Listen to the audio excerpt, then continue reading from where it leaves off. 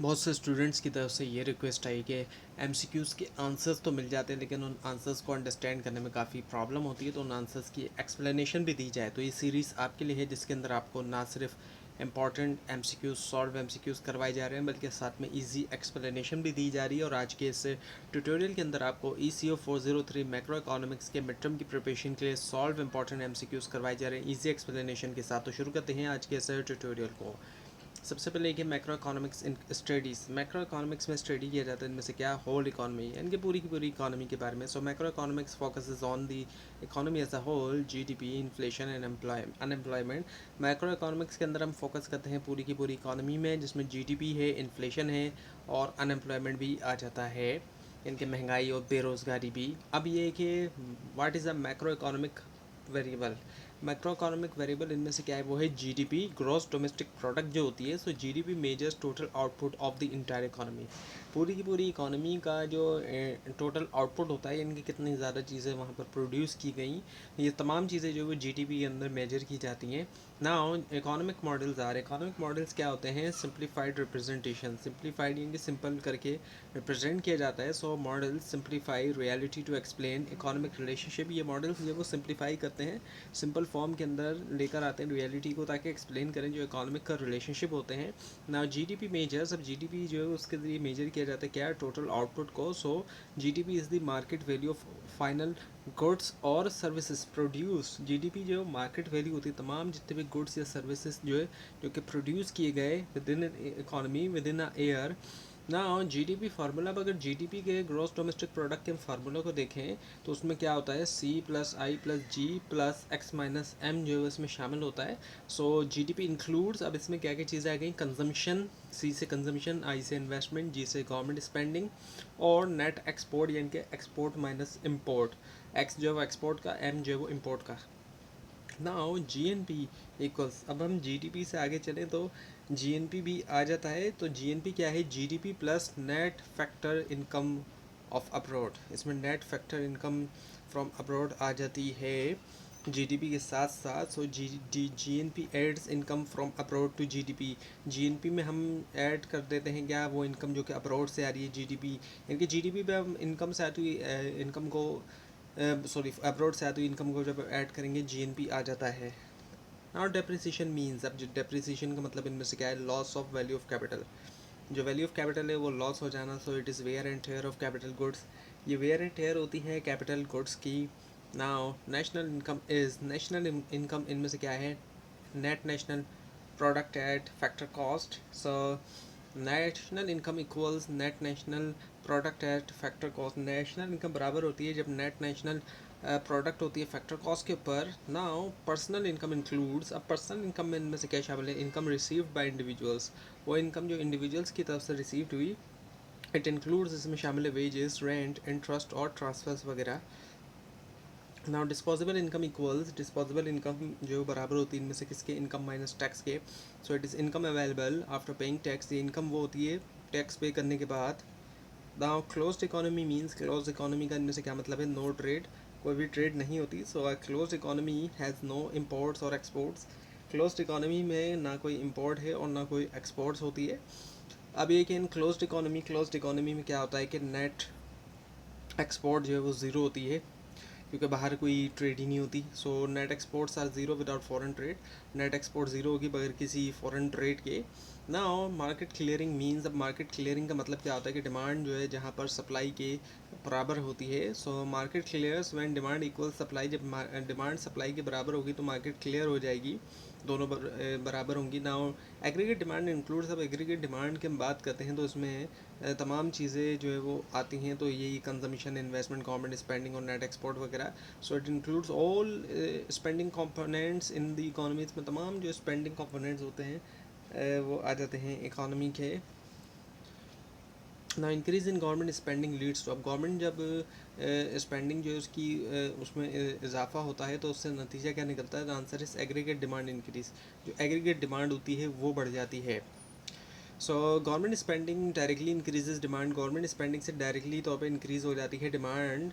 Now money is used as, money को use किया जाता है पैसे को किसके तौर पर, मीडियम ऑफ एक्सचेंज के तौर पर। So money performs all these function, ये सॉरी मीडियम ऑफ एक्सचेंज भी यूनिट ऑफ अकाउंट भी, स्टोर ऑफ वैल्यू भी, ये तमाम काम करता है पैसा जो है इसके ज़रिए। मीडियम ऑफ एक्सचेंज सबसे कॉमन है इसका, स्टोर भी किया जाता है वैल्यू, और यूनिट ऑफ अकाउंट भी होता है। तो ये तमाम जितने भी फंक्शंस होते हैं उनको परफॉर्म करता है ना। इन्फ्लेशन मीन्स, अब इन्फ्लेशन जिसको महंगाई हम कहते हैं, इसका मतलब है क्या, प्राइस इंक्रीज, सिंपल सी बात है। सो inflation is a rise in general price level. और जब भी हम देखते हैं महंगाई होती है तो जनरल प्राइस लेवल हम देखते हैं, यानी कि तक किसी एक चीज़ की कीमत नहीं बढ़ती बल्कि कई सारी चीज़ों की हम देखते हैं कि कीमत में इजाफा हो रहा होता है। और उसके बाद ये कि CPI मेजर्स इनके consumer price index, so it measures consumer prices को मेजर करता है। So it tracks prices of goods consume by household, ये इसके ज़रिए ट्रैक किया जाता है जो प्राइजेस होते हैं गुड्स जिनको हाउस होल्ड कंज्यूम किया जिन्होंने। Now quantity theory of money, quantity theory of money इनमें से क्या है, MV is equal to P/, या फिर M/V is equal to P/V। सो ये मनी सप्लाई जो है times velocity equals nominal GDP। ये है क्या कि मनी सप्लाई को मल्टीप्लाई किया हमने वेलोसिटी से, और वो बराबर हो जाता है नॉमिनल जो GDP है उसके, क्वांटिटी थ्योरी के मुताबिक।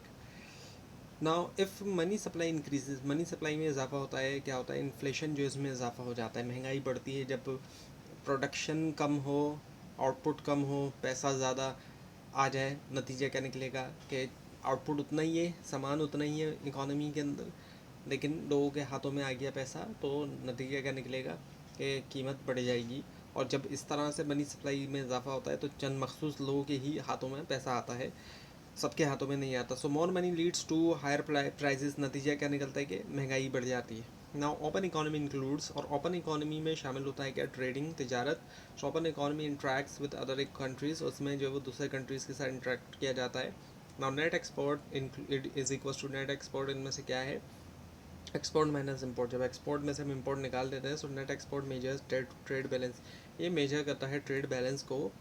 नाउ ट्रेड सरप्लस मीन्स, अब ट्रेड सरप्लस का इनमें से क्या मतलब होता है कि export is more than import, export ज़्यादा होता है इम्पोर्ट के मुकाबले में। सो surplus occurs when exports exceed import, surplus हो जाता है जब एक्सपोर्ट एक्सीड कर जाता है इम्पोर्ट को। नाउ एक्सचेंज रेट इज़, अब एक्सचेंज रेट इनमें से क्या होती है, प्राइस ऑफ करेंसी, एक करेंसी के मुकाबले में दूसरी करेंसी की क्या कीमत है। So it is the value of one currency in terms of another, यानी कि वैल्यू एक करेंसी की दूसरी करेंसी की हिसाब से। नाउ अनएम्प्लॉयमेंट मीन्स, यानी कि बेरोज़गारी का मतलब क्या है, people willing but unable to work, लोग करना चाहते हैं लेकिन कर नहीं सकते। So it refers to jobless people actively seeking work, इससे मुराद वो जॉब लेस बेरोज़गार लोग हैं जो एक्टिवली तौर पर तलाश में हैं काम की। नाउ फ्रिक्शनल अनएम्प्लॉयमेंट, अब अनएम्प्लॉयमेंट जो बेरोज़गारी इसकी भी मुख्तलिफ तरह की होती है, कोई एक तरह की नहीं होती। तो शॉर्ट टर्म होती है ये फ्रिक्शनल अनएम्प्लॉयमेंट जो है। So it occurs during job search, जब जॉब सर्च कर रहे हैं तब होती है ये। So structural unemployment is due to, structural unemployment जो वो किस वजह से है, स्किल मिसमैच की वजह से। हमारे यहाँ पे इस तरह की अनएम्प्लॉयमेंट भी बहुत देखने में आती है। So it arises when skills don't match job requirements, ये तब आती है जब स्किल्स जो है वो मैच नहीं करते जॉब रिक्वायरमेंट्स को। अब ये कि natural rate of unemployment includes, अब नेचुरल रेट जो होता है अनएम्प्लॉयमेंट का उसमें क्या शामिल है, फ्रैक्शनल और स्ट्रक्चरल दोनों आते हैं। So natural rate excludes cyclical unemployment, लेकिन इसमें साइक्लिकल को शामिल नहीं किया जाता है। अब ये कि economic growth means, economic growth का मतलब क्या होता है, इंक्रीज इन आउटपुट, आउटपुट के अंदर इजाफा होता है। So growth refers to increase in real GDP, इनके रियल GDP जो है ग्रॉस डोमेस्टिक प्रोडक्ट, उसमें इजाफा होता है ना। GDP पर कैपिटल मेजर्स, अब पर कैपिटल GDP से हम मेजर करते हैं किस चीज़ को, लिविंग स्टैंडर्ड्स को, कि लोगों के लिविंग स्टैंडर्ड कैसे हैं। So it indicates average income पर पर्सन, यानी कि इससे हम एवरेज इनकम निकाल लेते हैं, एक शख्स की औसत आमदनी कितनी है।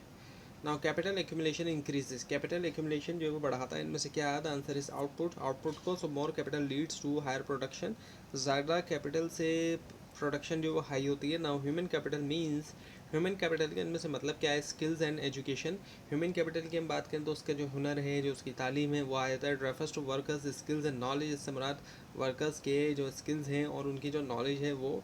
नाउ सेविंग इक्वल्स, सेविंग में जो है वो बराबर होती है इनमें से किसके, इनकम माइनस कंजम्पशन, जब इनकम में से कंजम्पशन निकाल देते हैं। So saving is left over income after consumption, saving जो वो लेफ्ट ओवर इनकम होती है कंजम्पशन के बाद।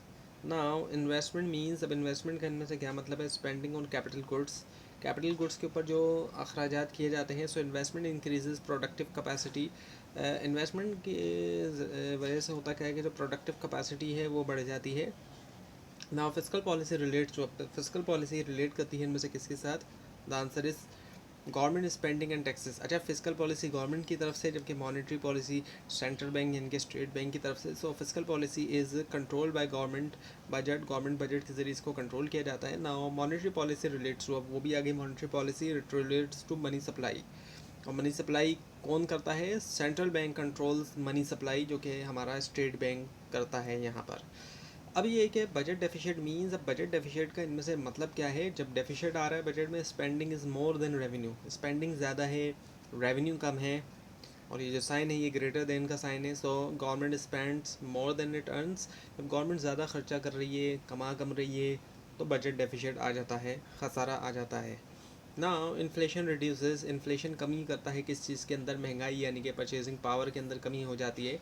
Higher prices reduces real value of money, जो पैसा है उसकी कीमत में कमी आ जाती है। अब इसी तरह हम देखें, आज से 10 साल पहले हम जाएँ तो जो 1 लाख की वैल्यू थी वो बहुत ज़्यादा होती थी, लेकिन आज हम देखें तो 1 लाख की हमें उतनी वैल्यू नहीं दिखाई देती, बहुत कम दिखाई देती है उसके मुकाबले में, 10 साल पहले के मुकाबले में।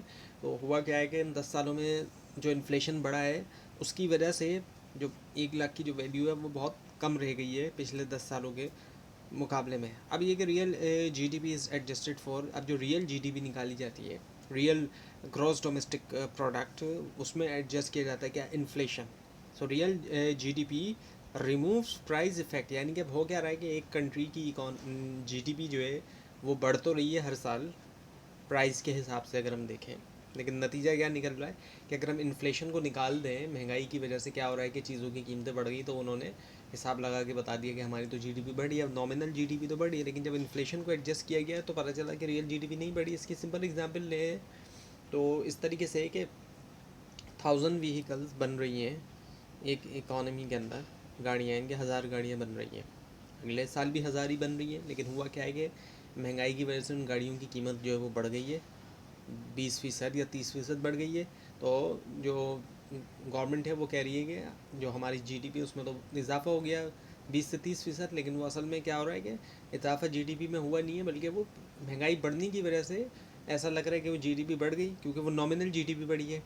लेकिन अगर इन्फ्लेशन एडजस्ट करें तो पता चले कि उतनी ही जीडीपी बरकरार है, लेकिन इसके मुकाबले में 1000 गाड़ियों से अगर 1100 गाड़ियाँ बनना शुरू हो जाएँ तो फिर रियल जीडीपी बढ़ेगी। अब ये कि नॉमिनल जीडीपी इज़, अब नॉमिनल जीडीपी है क्या? असल में करंट प्राइजेस, जो भी करंट प्राइस चल रहे हैं, महंगाई बढ़ने से जो भी प्राइजेस बढ़ रहे हैं उसके हिसाब से इसको कैलकुलेट किया जाता है। So nominal GDP uses current prices का इस्तेमाल किया जाता है।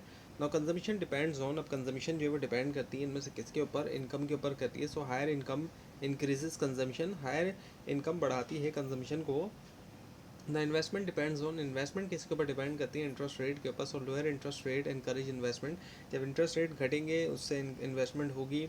ना multiplier effect means, multiplier effects का इनमें से क्या मतलब होता है? Initial spending increases output multiple time, initial spending से आउटपुट के अंदर मल्टीपल टाइम्स इजाफा होता है। So one spending creates multiple rounds of income, one spending से होती है मल्टीपल जो टाइम्स जो income.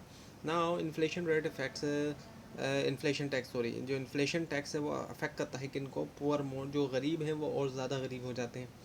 So poor people suffer more due to reduce purchasing power. होता क्या है कि उनकी इनकम उतनी ही रहती है, स्पेशली हम बात करें जो सैलरी क्लास है उनका होता क्या है कि उनकी कोई सैलरी नहीं बढ़ती, जिस तरह महंगाई तेज़ी से बढ़ती है तो उनकी सैलरी अपनी जगह वही रहती है या थोड़ी बहुत बढ़ भी जाती है।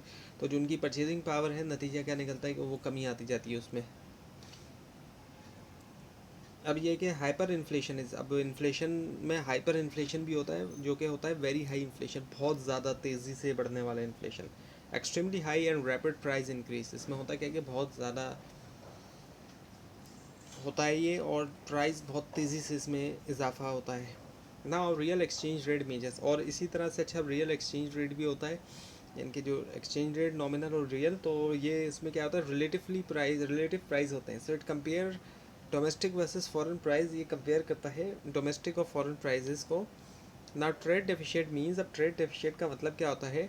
Import are more than export, यानी कि ज़्यादा इंपोर्ट किया जा रहा है, बाहर मुल्क से ज़्यादा सामान मंगाया जा रहा है, लेकिन एक्सपोर्ट कम किया जा रहा है। सो मोर इंपोर्ट देन एक्सपोर्ट, हमारे अपने मुल्क में फिर अगर सपोज़ इस तरह की सिचुएशन आती है तो इसका मतलब ये कि हमारे मुल्क में चीज़ें बाहर से ज़्यादा आ रही हैं और यहाँ से कम चीज़ें बाहर भेजी जा रही हैं, तब ट्रेड डेफिशिएट आएगा। अगर ऐसी सिचुएशन हम देखते हैं।